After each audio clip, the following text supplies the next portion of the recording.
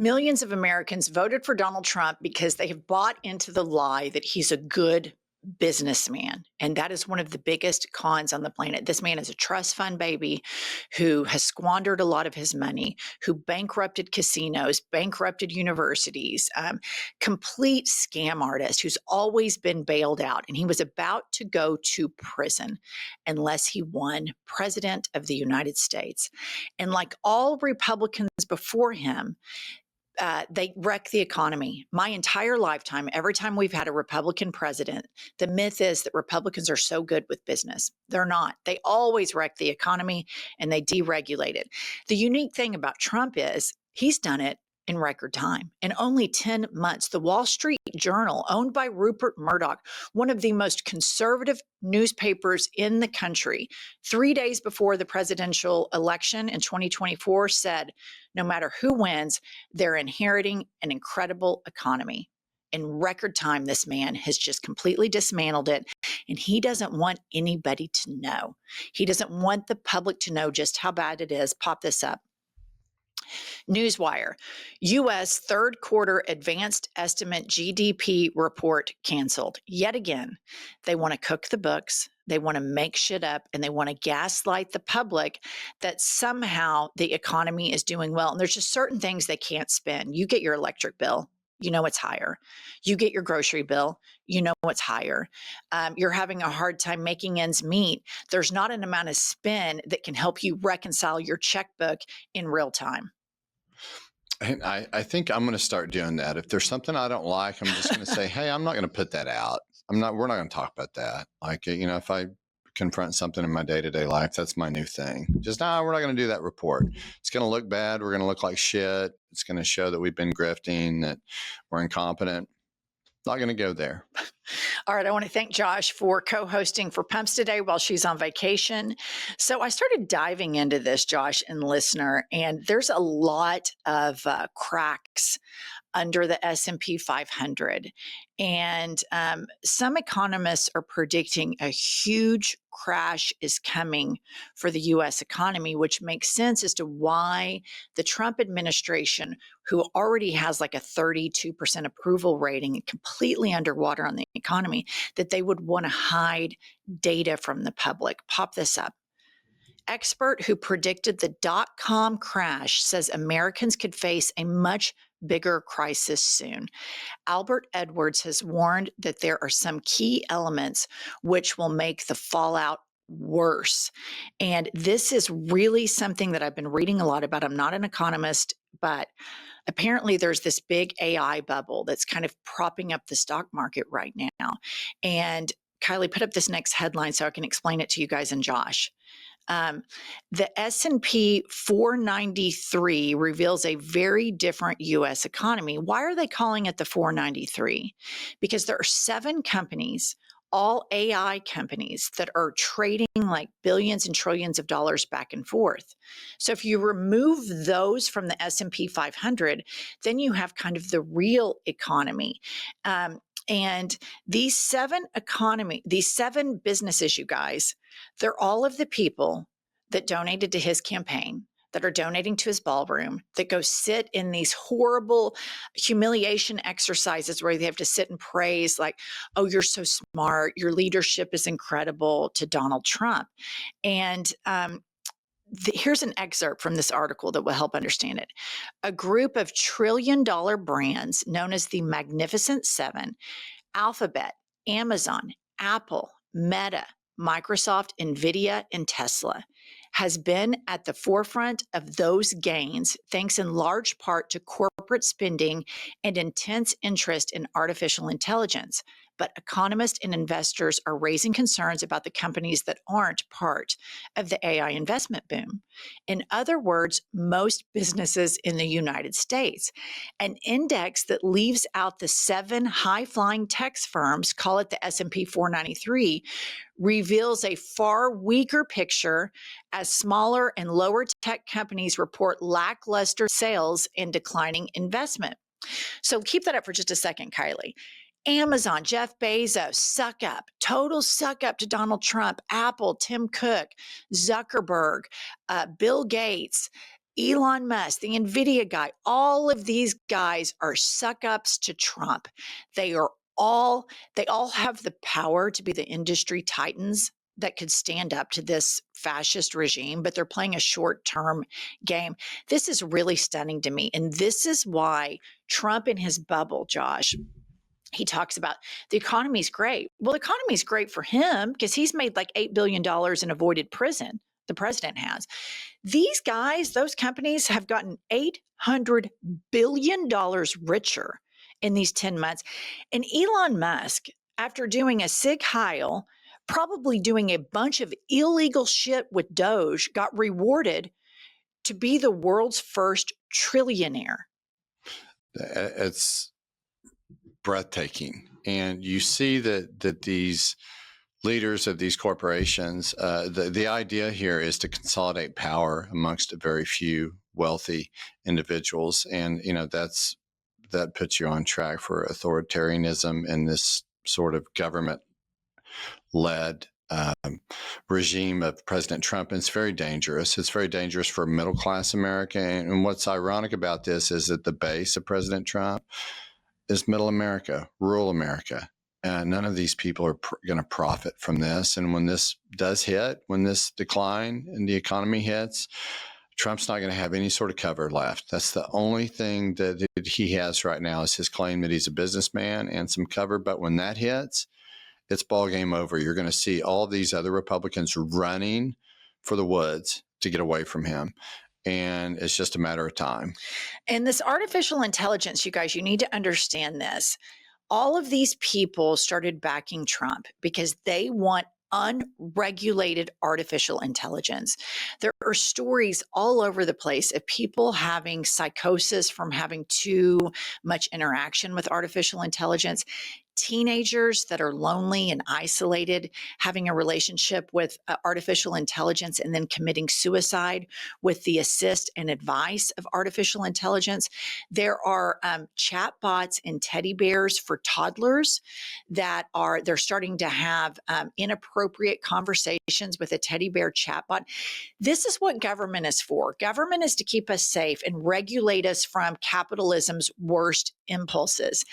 And all of this business about the immigrants taking your jobs, you guys, that was the biggest lie ever. These 7 tech giants, the AI is what's going to take all your jobs. They want to have a ruling oligarchy class, and they want AI, all of their robots, to take everybody's job. And the psychological effects from us becoming disconnected, and just think about how different our lives are after social media and the internet. We're not as connected. This is even worse. These people are not industry titans that should have this much power. This is terrifying, absolutely terrifying for our future. And then to also prove that MAGA and Trump doesn't give a shit about working class people, and they roll out RFK Jr., MAHA, Make America Healthy Again. All these guys do is use talking points to scapegoat minorities, scapegoat gay people, scapegoat Black people, and make you think they're the ones that are causing all the problems and they're the ones taking all the jobs. The Republican Party has done this for decades. Wealth has never trickled down because all they do is enrich corporations, and they do it rather brazenly. And so I want to point out here that MAHA, pop this up, Kylie. The EPA has approved 2 new pesticides with forever chemicals that will be used on food. The agency has also announced plans for 4 additional approvals. And Melanie DiRaggio responds to this reporting saying when Republicans say deregulation, they mean things like adding poisons to your food because it's more profitable for the companies, giving them campaign donations. And this is something you hear a lot in fiscal conservative circles. We have to get away from these regulations. They prevent us from making money. They prevent us from doing business. They're not regulations. They're safety measures. These regulations keep the public safe. You do not want corporations putting forever chemicals that cause cancer clusters in your food. And we made the same point earlier about AI in some sort of government regulation of AI. It's the same thing. Like, can you buy your way out of any sort of regulation? That's what we're talking about here, where it all stems from money and profitability for this administration. If you have enough money, you can buy your way out of being regulated. You can get a pardon. You can do anything you want if you have a lot of money. And the people, the American people, at some point are going to see this and call it for what it is. Listener, the holidays are here, which means the kitchen is officially center stage. From trimming the tree to Christmas morning brunch to the big family dinner, this season is all about gathering, celebrating, and of course, eating. And nothing makes it easier or more fun than cookware that can handle every holiday moment. Enter HexClad, the cookware that's as serious about performance as you are about the meat thermometer. This isn't your grandma's nonstick. HexClad pans gives you the perfect sear, crazy durability, and easy cleanup without babying your cookware. HexClad's patented laser-etched hexagonal steel ridges boost your searing power. These are the best pans you will ever own. So, listener, for a limited time, HexClad is having a huge holiday sale. Head to HEXCLAD.com to get up to 50% off. If you've been waiting for the perfect time to buy, this is it. That's HEXCLAD.com for up to 50% off. After you purchase, they will ask where you've heard about them. Please support our show and tell them that we sent you. And it's amazing. It's really amazing how so many working class Americans have bought into this narrative that wealth will trickle down, that these magnificent 7 companies, that all of these guys deserve more money because their wealth is going to trickle down. Their wealth will not ever trickle down. And in fact, they're going to take away so much of the labor force, replace it with AI.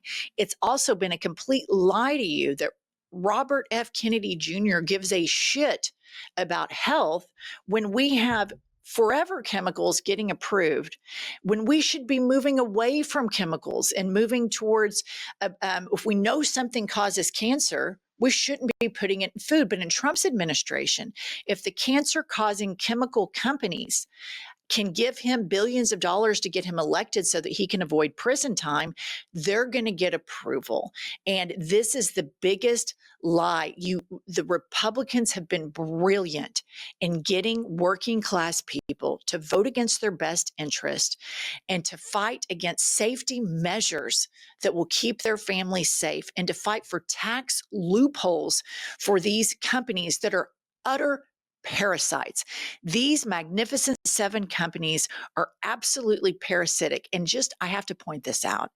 Elon Musk, this big anti-immigration guy, huge immigrant. All right, moving along. I want to leave you with the United States right now because Kanks is really compromised by Russia. As I have illustrated in this episode, the economy outside of Trump's BFFs, the Magnificent 7 that go kiss his ass at the White House every day, is in absolute tatters. So what is he going to do? He's going to start a war in Venezuela. This is going to be, let's go to war for oil, a la George W. Bush style again. But this time, they're just admitting it. They're admitting it outright. Play the clip.